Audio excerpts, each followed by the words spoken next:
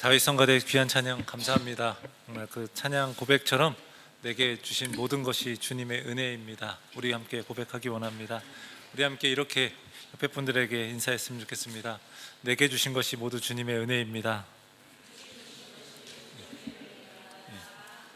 오늘 추수감사주일 예배로 하나님께 예배합니다.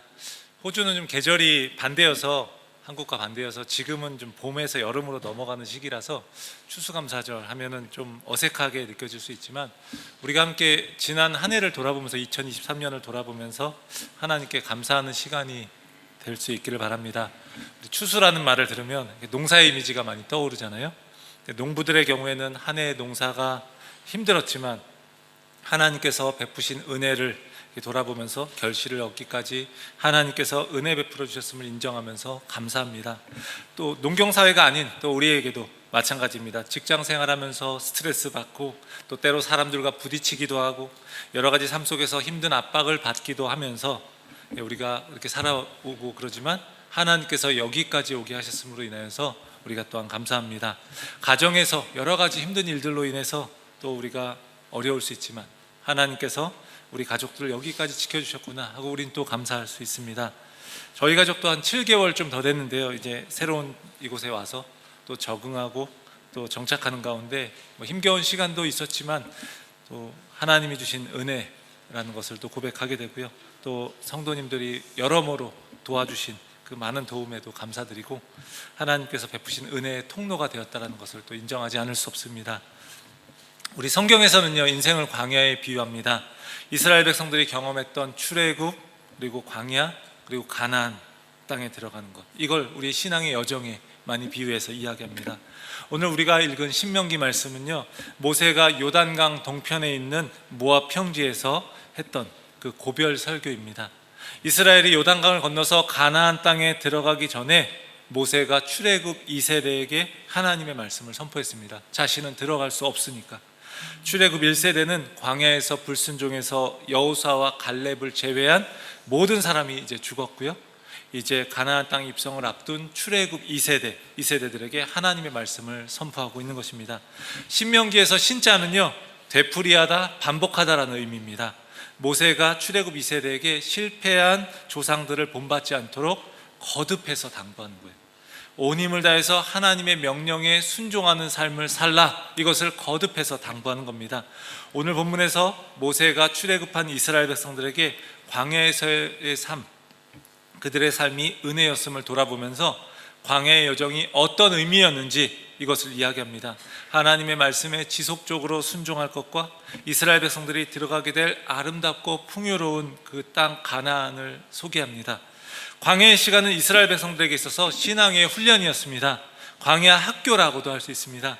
오랜 훈련의 기간을 마치고 이제 광야 학교를 졸업하는 이스라엘은 약속의 땅으로 들어갈 준비를 하고 있는 것입니다.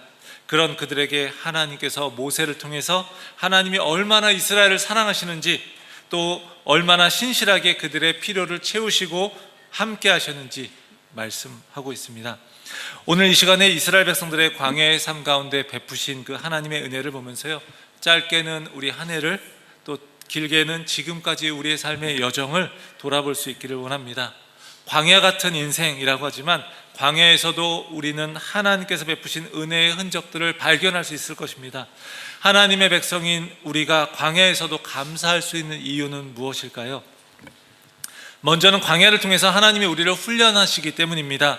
이제 이스라엘 백성들이 광야에서 벗어나서 가나안 땅에 들어갈 거예요. 모세는 이스라엘 백성들에게 하나님의 말씀에 순종할 것을 이야기하면서 광야에서의 방황한 시간들의 의미가 어떠한 것인지 설명해 주고 있습니다. 이스라엘 백성들이 가나안 땅으로 가는 길은요, 며칠 안 걸리는 길입니다. 그런데 40년이 걸리고 말았어요.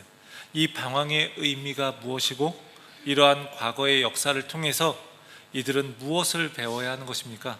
모세는 왜 40년 동안 광야의 길을 걷게 하신 하나님을 기억하라고 지금 거듭해서 당부하고 있는 것일까요? 그것은요, 그들이 약속의 땅에서 이제 들어가서 풍요로운 삶을 누리게 될 때 하나님의 은혜를 잊어버리면 교만해질 수밖에 없기 때문입니다. 이 모든 게 내가 잘나서 된 것으로 생각할 수 있기 때문에 그렇습니다. 하나님이 길고 험난한 광야의 여정을 허락하신 것은 이스라엘의 교만한 마음을 낮추시기 위함입니다. 불신의 마음을 연단해서 순종하는 백성이 되게 하기 위함이었습니다. 2절 말씀을 보겠습니다. 내 하나님 여호와께서 이 40년 동안에 내게 광야 길을 걷게 하신 것을 기억하라. 이는 너를 낮추시며 너를 시험하사 내 마음이 어떠한지 그 명령을 지키는지 지키지 않는지 알려 하심이라. 광야의 기간은요, 하나님께서 이스라엘이 참으로 하나님을 신뢰하고 순종하는지를 확인하는 시험의 기간이었습니다. 하나님이 기르시는 자녀이자 백성인 이스라엘을 훈육하시는 하나님의 방법이 무엇이었습니까? 바로 모든 삶의 조건이 어려워진 이런 상황 속에서 하나님을 의존하게 하는 것입니다. 사실 우리가 편안하게 살 때는요, 별 문제가 없어 보입니다. 신앙생활도 잘하는 것 같고 우리 자신의 모습을 제대로 알기가 어렵습니다. 그래서 어쩌면 이만하면 잘하고 있다 이렇게 여기기가 쉽습니다. 교만해지기가 참 좋은 상황이죠. 그런데 광야는 자신의 힘으로는 살아갈 수 없다는 것을 깨닫는 것입니다. 광야에서는 자신의 힘이 다 빠집니다. 그리고 거기서 하나님의 일하심이 시작되는 거예요. 먹을 것도 마실 것도 자신이 만들어내거나 어떻게 살 수 있는 게 아닙니다. 하나님께서 주시는 것이에요. 철저하게 하나님의 은혜와 보호 없이는 한순간도 살아갈 수 없음을 깨닫습니다. 그런 과정을 통해서 우리는요, 내 힘을 모두 내려놓고 겸손해질 수밖에 없는 겁니다. 결국 하나님만 의지하고 하나님을 사랑하게 되는 거죠. 광야를 통해서 하나님은요, 이스라엘 백성들을 시험하십니다. 그 시험의 내용은 그들의 마음이 어떠한지, 하나님의 명령을 지키는지 안 지키는지를 보는 거예요. 두 가지처럼 보이지만 결국은 하나입니다. 하나님의 명령을 지키는지 그 여부에 따라서 그 마음이 어떠한지 알 수 있기 때문에 그렇습니다. 하나님은 우리의 중심을 보시는 거예요. 그 중심을 보시기 위해 시험을 허락하십니다. 하나님이 광야의 시간을 통해서 평소에는 우리에게서 볼 수 없었던 그 중심을 보게 하시고 내가 어떤 존재인지 깨닫게 하십니다. 우리 삶에서 힘든 시간들이 있습니다. 그때 우리 자신이 어떤 존재인지를 우리는 거기서 알게 되는 거예요. 저도 목회자로서 사역을 하면서 힘겨운 시간을 보낼 때도 많이 있었습니다. 그런데 그 시간을 거치면서요, 하나님이 자신의 부족함을 많이 보게 하십니다. 내가 얼마나 내 힘을 의지하고 살아가는지, 얼마나 자기 중심적인지, 내 힘으로는 누군가를 사랑할 수 없고 섬길 수 없는 존재라는 것, 그것을요, 힘겨운 상황을 거치면서 깨닫게 하시는 겁니다. 또한 이스라엘 백성들은요, 이 광야의 길에서 하나님이 주신 만나를 먹었습니다. 하나님이 만나를 주신 이유를 3절에서 이렇게 이야기합니다. 사람이 떡으로만 사는 것이 아니요 여호와의 입에서 나오는 모든 말씀으로 사는 줄을 내가 알게 하려 하심이라. 유명한 구절이죠. 예수님이 사단에게 시험 받으실 때 이 말씀을 하셨어요. 예수님이 40일 동안 광야에서 금식하고 굉장히 굶주리셨습니다. 그때 사단이 예수님에게 와서 돌을 떡으로 만들어라 이렇게 이야기합니다. 무슨 이야기입니까? 그냥 마술을 부리라는 이야기가 아니에요. 배고픔을 해결하기 위해서 당신이 가진 능력을 사용하라라는 거예요. 그것을 통해서 이런 놀라운 기적을 보여주면서 메시아라는 걸 증명하면 되지 않느냐라는 거예요. 십자가를 굳이 질 필요 없이 그냥 돌을 떡으로 만드는 순간의 기적을 보여주면 사람들이 이렇게 메시아로 인정하지 않겠느냐라고 말하는 겁니다. 그러자 예수님이 이 말씀을 통해서 이 시험을 물리치시는 거예요. 사람이 떡으로만 살 것이 아니요 여호와의 입에서, 하나님의 입에서 나오는 모든 말씀으로 사는 줄을 내가 알게 하려 하심이라. 이 신명기 말씀을 가지고 물리치시는 거예요. 예수님은요, 배고픔의 문제를 당장 해결할 능력이 있으셨지만 그것을 자신의 능력을 위해서 자신의 능력을 사용하지 않는 겁니다. 사단이 시험하는 것을 듣고 자신에게서 정말 배고픔의 근원을 해결해 주실 그 분이 하나님이라는 것을 고백하고 있는 겁니다. 광야의 이스라엘 백성들이요, 만나를 경험한 것을 통해서요, 우리는 깨닫게 되는 거예요. 우리가 진정 갈망하는 것은 단순히 건강이나 물질적인 번영의 문제, 이것이 아니라는 것이요, 그것을 넘어서는 걸 이라는 걸 우리는 깨닫게 되는 거죠. 물론 우리에게 빵이 필요합니다. 그런데 모든 것의 근원 되시는 하나님의 말씀을 먹어야 우리는 살 수가 있다는 겁니다. 우리의 삶에 무엇보다 하나님이 필요하다는 것을 우리는 깨달아야 한다는 겁니다. 그래서 우리는 광야 같은 인생 가운데서도 우리를 빚어가시는 하나님으로 인해서 우리는 감사할 수 있는 거예요. 광야의 훈련에는요, 징계도 포함됩니다. 하나님은 궁극적으로 우리에게 복을 주시기를 원하시지만 그 과정 속에서 우리를요, 버릇없는 자녀로 키우기 원하시지 않습니다. 그래서 때로는 우리를 징계하십니다. 그 징계의 모습이 어떻습니까? 오늘 본문은 이렇게 이야기합니다. 사람이 그 아들을 징계함 같이 징계한다, 이렇게 이야기하는 거예요. 하나님이 우리를 그냥 혼내시거나 우리를 버리시기 위함이 아닙니다. 우리가 자녀이기 때문에, 사랑하시기 때문에 우리를 징계하신다는 거예요. 대학교에서 시험을 보거나 직장에서 사람을 뽑기 위해 시험을 볼 때에는요, 조건에 든 사람 외에는요, 떨어뜨리기 위해서 시험을 보는 거예요. 하나님은요, 그렇게 우리를 시험하시지 않는다는 거죠. 호주에서는 이 스포츠로서 우리 야구가 별로 인기가 없어서 좀 제가 아쉽습니다. 제가 한국에서 제일 좋아하는 스포츠가 야구였어요. 그래서 이번에 제가 응원하는 LG 트윈스가 29년 만에 우승을 했는데, 제가 이걸 영상으로는 볼 수가 없어서 이게 나오지가 않기 때문에. 근데 그 이야기보다도 지금은 이제 감독이 아니지만 예전에 이제 감독을 했던 김성근 감독이라는 분이 있었습니다. 이분이 야구의 신이라고 불렸어요. 야신. 그래서 그런 별명인데 훈련을 굉장히 많이 시키기로 유명했습니다. 70세가 넘었는데도요, 선수들이 수비 훈련을 하기 위해서 방망이로 공을 쳐주는 거예요. 방망이를 들고. 근데 이분이 공을 치는 게 굉장히 절묘한 게, 선수들이 온 힘을 다해서 몸을 날려서 잡아야지 겨우 잡을 수 있을 정도로 공을 쳐주는 겁니다. 그러니까 이 연습을 하고 나면 유니폼이요, 흙투성이가 되고 선수들은 너무나 숨이 차서 힘들어했어요. 숨을 헐떡거리고 막 어떤 선수는 기어서 나갈 정도가 될 그런 상황이라는 거죠. 그렇지만 이분의 훈련을 통해서 어떤 선수는요, 자기 포지션에서 가장 수비를 잘하는 선수가 되었어요. 처음에 입단할 때는 수비가 제일 약점이었던 선수였는데, 이제 그 훈련을 통해서 가장 수비를 잘하는 선수가 되었어요. 실력을 끌어올리기 위해서 수없이 반복하고 연습한 결과 많은 선수들이 힘든 시간을 거쳐서 한 단계 성장한 선수들이 되었다는 거예요. 때로는요, 언론을 통해서 이 감독을 향해서 선수들을 너무 혹사시킨다라고 비난합니다. 그런데 이분의 목적은 하나인 거예요. 그 선수가 더 성장하는 겁니다. 결국 자신이 데리고 있는 선수들이 자신의 자식 같은 선수들이고 그들을 성장시키겠다는 거예요. 그러니까 선수들은 고마워하는 거죠. 힘든 시간을 거치고 나서 나중에 연봉이 더 올라가고, 선수의 가치는 연봉으로 나오잖아요. 연봉이 올라가고, 그리고 나중에 선수 생활을 다 끝내면서도 이 감독님에게 감사하는 거예요. 하나님의 징계도 이와 같습니다. 시험을 보고 불합격한 사람 떨어뜨리기 위한 그런 징계가 아니라 그것을 통해서 우리를요, 성장시키기 위함이에요.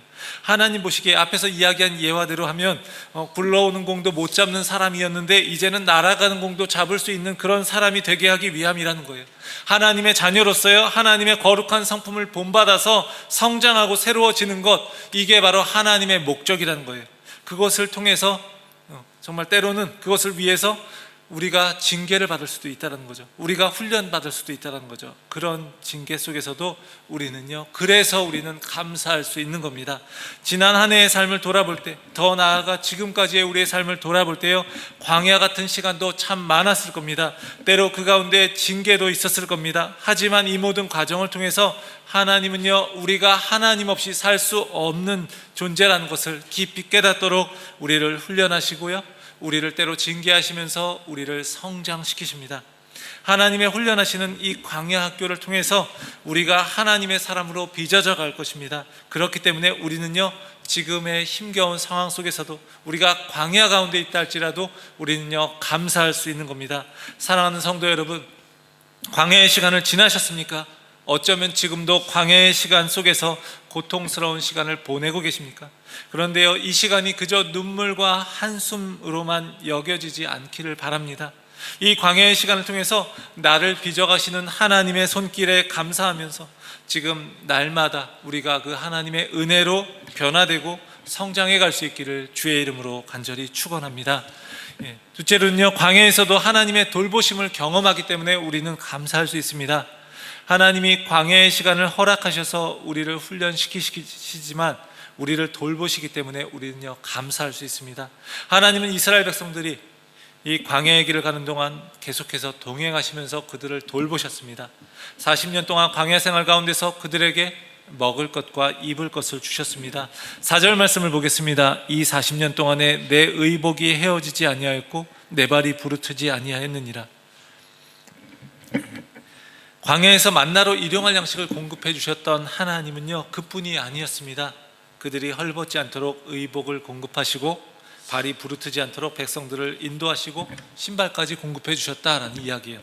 40년 동안 쓸 수 있는 옷, 40년 동안 우리가 신을 수 있는 신발 있나요? 뿐만 아닙니다. 하나님은요 밤에는 불기둥, 낮에는 구름기둥으로 보호하셨습니다.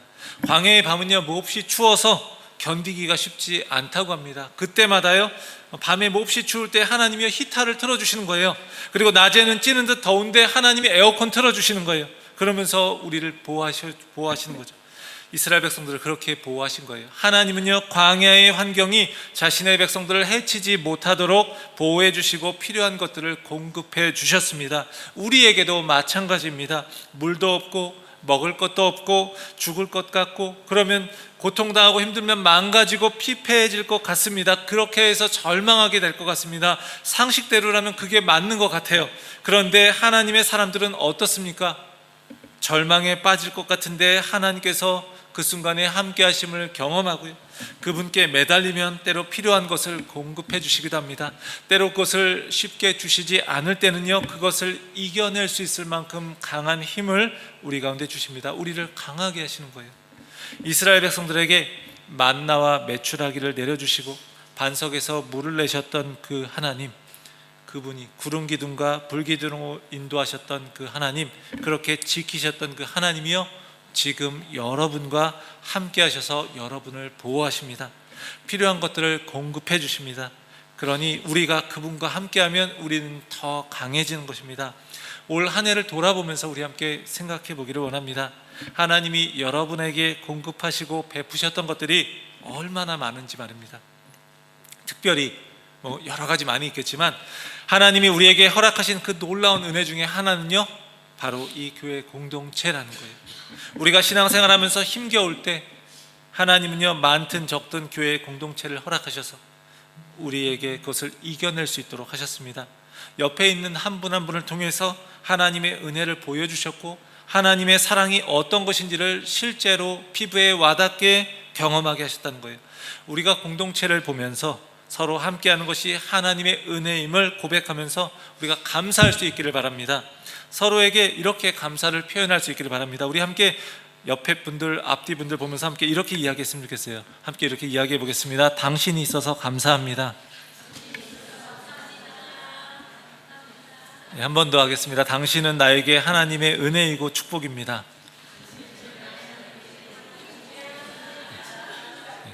네, 그렇습니다. 매주 봐서 그냥 봐도 그런 것 갖고 별 감흥이 없어 보일 수 있지만 여기 계신 서로에게 여러분 옆에 있는 한 분 한 분이 하나님의 은혜이고 축복입니다.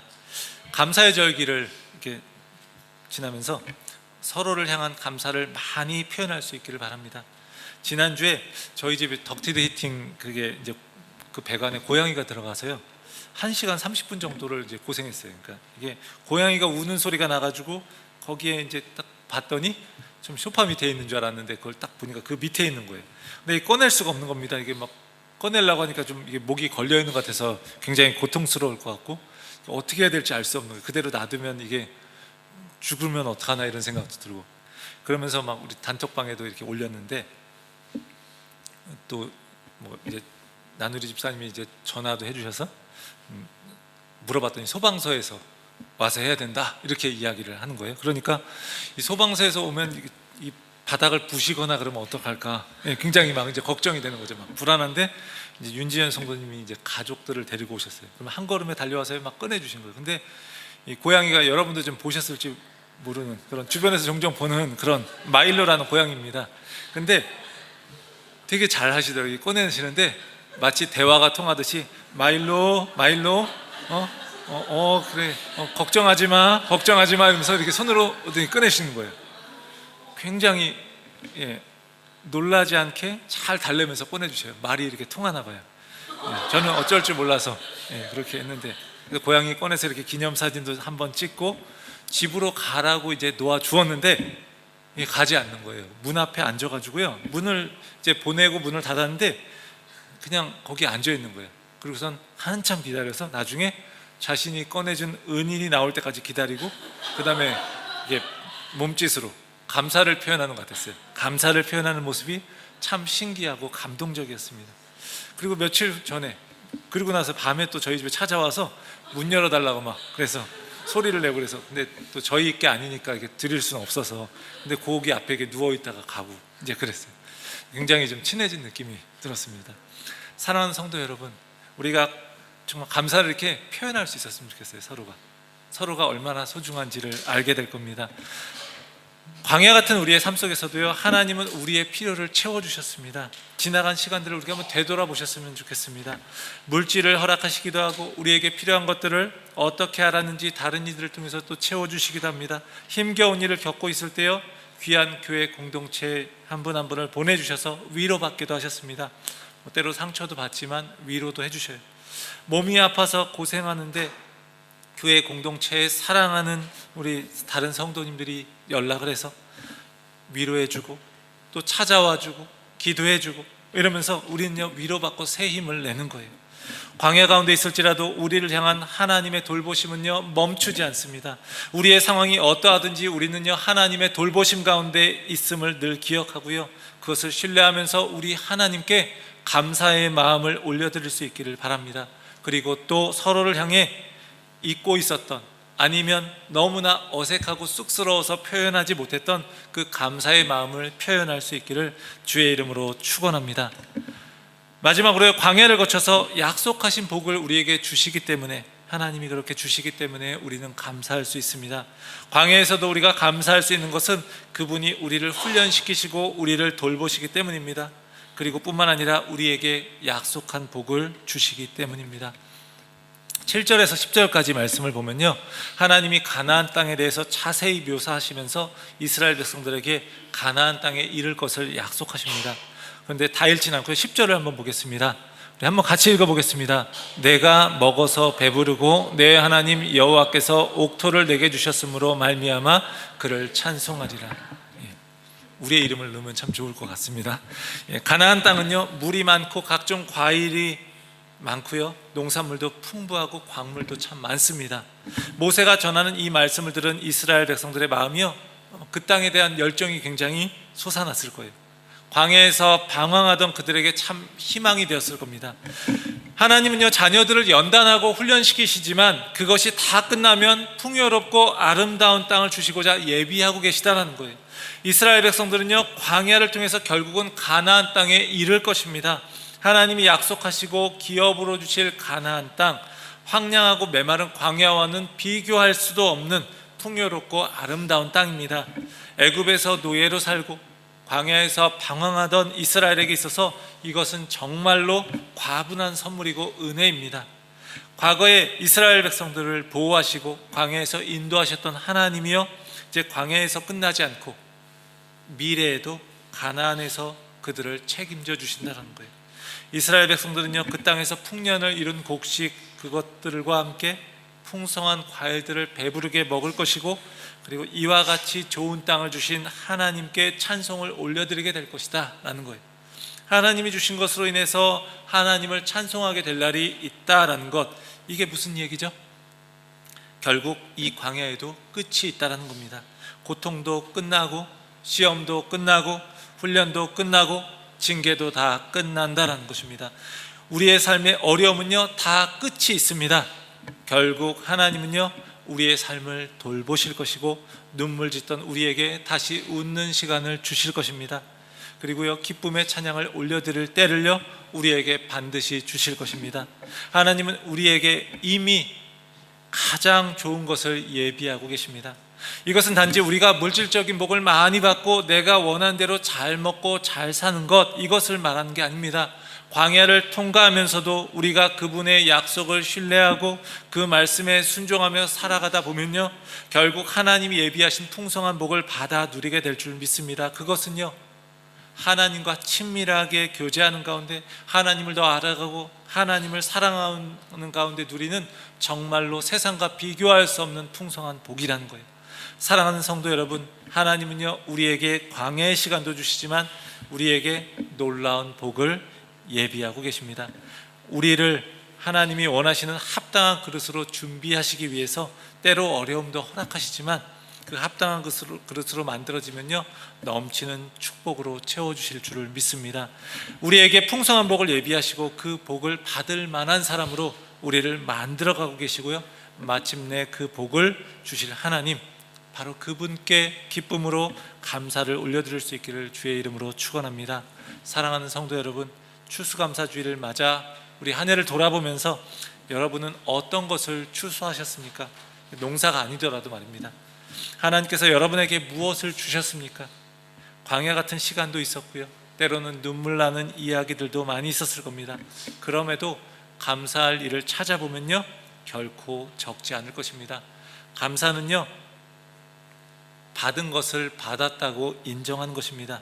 이런 표현을 제가 본 적이 있어요. 광야의 시간을 지났다고 해도요, 지난 시간이 굉장히 힘겨웠어도요, 분명한 것은 우리는 이미 하나님께 많은 것을 받았다는 것입니다. 그리고 그 하나님이 우리에게 앞으로도 풍성한 복을 주시기 위해 예비하고 계시다는 것입니다. 그 하나님을 신뢰하기 때문에 광야에 있어도 우리는요 결코 죽지 않습니다. 그리고 더욱더 단단해질 것입니다. 그 하나님께 기쁨의 찬송을 올려드릴 것입니다. 지금 여기서 늘 하나님께 순종하며 감사하는 가운데 마침내 하나님이 우리에게 예비하신 복을 다 받아 누릴 수 있는 우리 모두가 되기를 주의 이름으로 축원합니다. 기도하겠습니다. 늘 우리와 함께 하시는 사랑의 하나님 아버지, 참으로 감사를 드립니다. 2023년 한 해를 돌아보면서 하나님의 은혜를 기억하는 귀한 시간 되게 하여 주옵소서. 광야 같은 인생길에서 우리의 삶이 힘겹기도 하지만 또 하나님이 우리를 훈련시키시고 또 돌보시는 가운데 우리가 그로 인해서 감사할 수 있음을 고백합니다. 매일매일 우리의 삶 속에서 하나님을 신뢰하고 그분의 말씀에 순종하며 우리에게 예비하신 하나님의 복을 다 받아 누릴 수 있게 하여 주시옵소서. 추수감사주일 예배로 우리의 삶에 동행하신 하나님께 감사의 마음을 담아 예배를 드립니다. 한 해 동안 베풀어 주신 하나님의 크신 은혜 기억하며 감사하게 하시고 교회 안에서 귀한 공동체를 허락하심에 감사하며 서로를 향해서 감사의 마음을 표현할 수 있는 우리 모두가 되게 하여 주시옵소서. 우리 주 예수 그리스도의 이름으로 간절히 기도합니다. 아멘.